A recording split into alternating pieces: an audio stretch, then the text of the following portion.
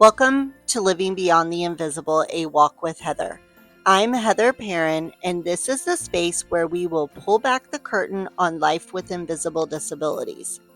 Each week, we'll explore the realities of chronic illness, the challenges that often go unseen, and the strength it takes to keep moving forward. Whether you're living with an invisible disability yourself, supporting someone who is, or just wanting to understand more, you're in the right place. Let's take this walk together.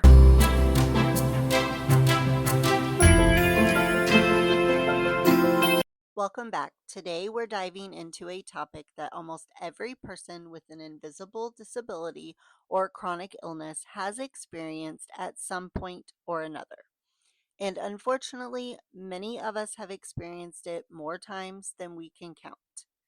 It's a painful reality that shapes how we interact with the healthcare system, how we view ourselves, and how we navigate the journey of being believed. Today, we're talking about medical gaslighting, those moments when doctors or other medical professionals don't believe you, dismiss your symptoms, or make you feel like your illness is all in your head. If you live with an invisible condition, you know this story all too well. It starts with a symptom, maybe pain, fatigue, dizziness, fainting spells, digestive issues, migraines, or something else that interrupts daily life. You gather your courage, make an appointment, and finally sit across from a doctor, hoping for help.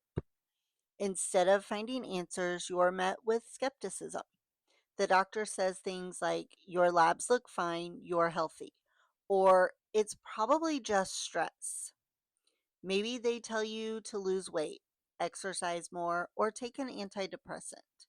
Maybe they suggest it's anxiety or that you're just too focused on your body. You leave the office not only without help, but with the added burden of doubt. Doubt about yourself, your body, your worthiness to be taken seriously. This is medical gaslighting. It's not always intentional. Sometimes it's rooted in biases, outdated medical training, or systemic flaws in healthcare. But intentional or not, the effect is the same. You're left unheard, unseen, and untreated. And for those of us with invisible conditions, this experience can delay diagnosis, worsen our health, and erode our trust in medical professionals. Let's talk about what makes medical gaslighting so common for people like us. First, there's the issue of invisibility itself. When symptoms don't show up on lab tests, imaging scans, or in visible ways, doctors may fall back on the assumption that nothing is wrong. Modern medicine relies heavily on test results, and while technology is incredible, it doesn't always capture the complexity of conditions like fibromyalgia, chronic fatigue syndrome, Ehlers-Danlos syndrome, lupus in its early stages, or even certain heart conditions.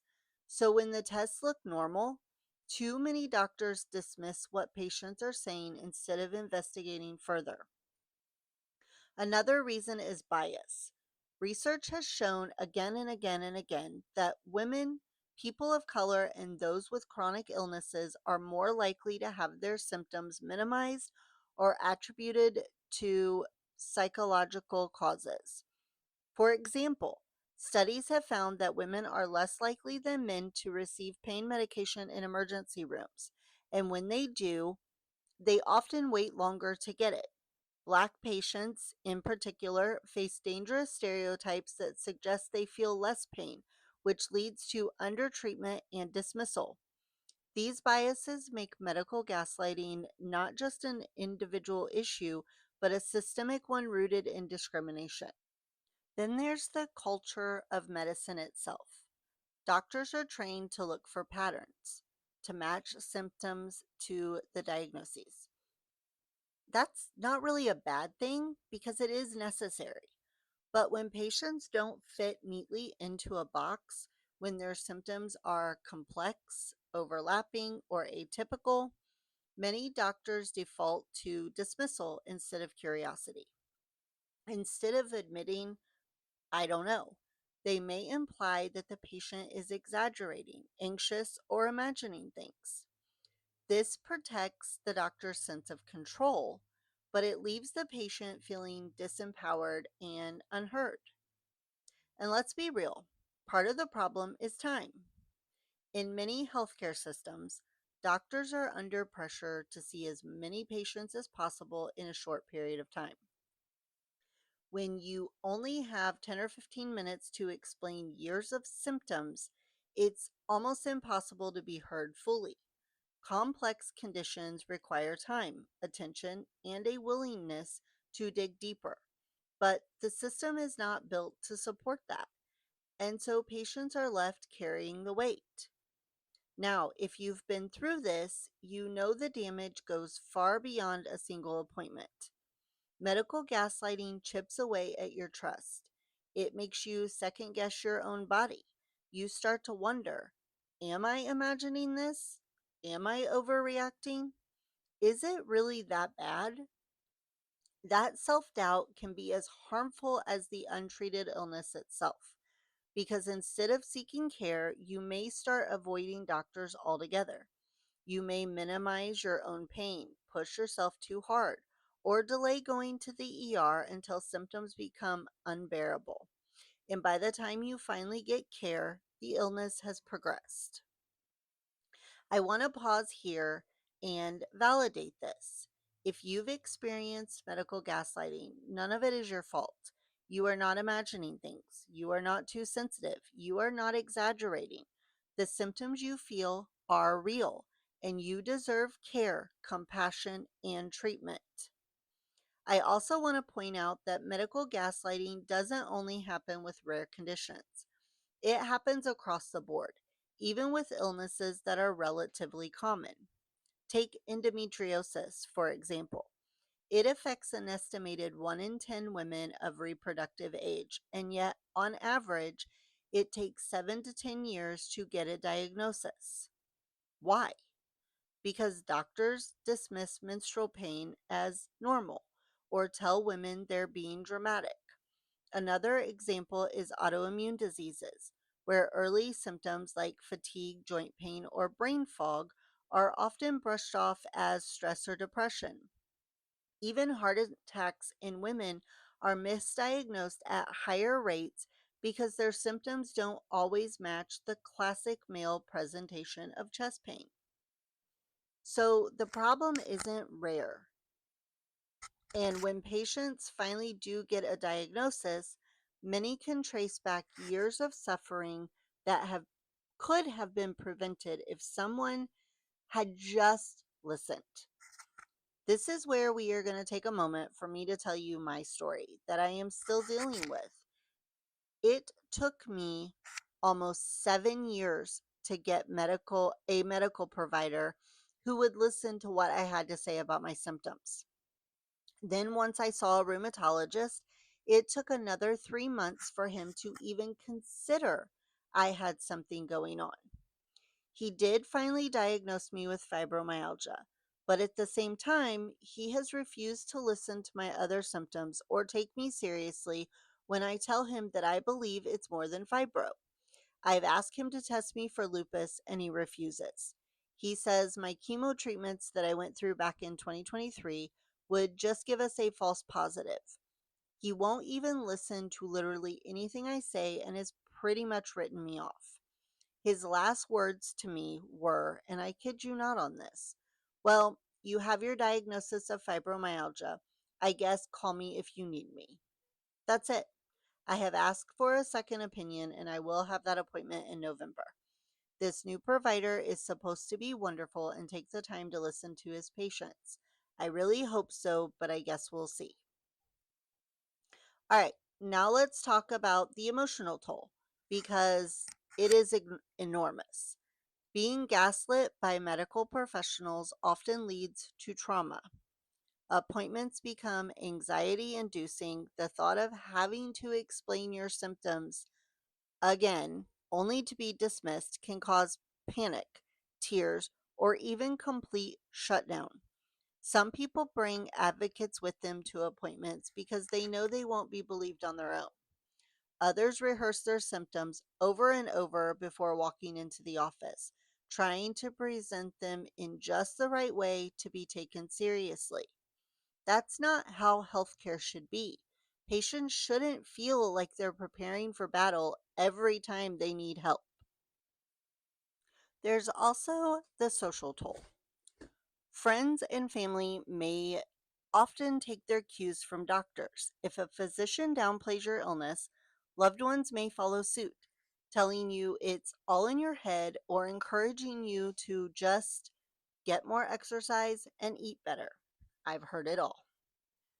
That lack of validation from both doctors and loved ones can leave people with invisible disabilities feeling profoundly isolated. So, what can we do about it? Oh, boy, I wish I could say there's a simple solution. But the truth is, this is a systemic problem. Still, there are strategies we can use as patients to navigate the system and protect our well being. One of the most important tools is documentation. Keeping a detailed symptom diary can make it harder for doctors to dismiss what you're experiencing. Write down when symptoms start, how often they occur, what makes them worse, and how they impact your life. Bring that to your appointments so you have a record to point to. Another strategy is bringing support. Having a trusted friend or family member with you can help validate your story and ensure you're not being brushed off. Sometimes simply having another voice in the room changes the dynamic. Third, don't be afraid to seek second, third, or even fourth opinions. I know this isn't always easy. It takes time, money, and energy, which are all limited when you're chronically ill. But if one doctor won't listen, another might. And finding that right fit can make all the difference in the world. Fourth, learn to trust your gut. If you feel dismissed, if your symptoms are minimized, if you leave an appointment feeling worse emotionally than you did walking in, pay attention to that. That's not good care. You have the right to find someone who listens. And finally, remember that you are the expert on your own body. Doctors have training and knowledge, sure, but you live in your body every day. You know when something is wrong. Don't let anyone take that authority away from you and tell you differently. On a bigger level, we also need to advocate for systemic change. That means pushing for medical training that emphasizes listening to patients, recognizing bias, and understanding conditions that aren't easily diagnosed with a lab test. It means advocating for healthcare systems that allow doctors the time to actually listen. And it means sharing our stories so that the reality of medical gaslighting can't be ignored. One of the most powerful things we can do is talk about it, just like we're doing right now. Every time someone shares their story of being dismissed, it sheds light on how common this problem really is. And the more visible it becomes, the harder it is for the medical community to deny it. Before we wrap up, I want to say this. Medical gaslighting can leave scars, but it doesn't define you. You are not invisible, even when your illness is. You deserve care, respect, and compassion. And if you've been dismissed, know that you are not alone. Countless others, including me, have walked this road too. Together, we can keep raising our voices until the system changes. That's all I have for you today, but next week we're going to unpack the word lazy and talk about the stigma associated with that word. I hope you'll join me.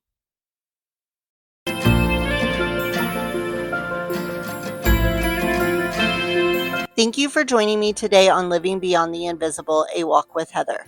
If this episode resonated with you, remember, you're not alone on this journey. You can connect with me on Facebook and TikTok, where I share more encouragement, advocacy, and behind-the-scenes glimpses of life with invisible disabilities. And if you'd like to support the podcast and gain access to exclusive content, you can also join me on Patreon. All of those links are in the show notes. Until next time, take gentle care of yourself, and I'll see you next week.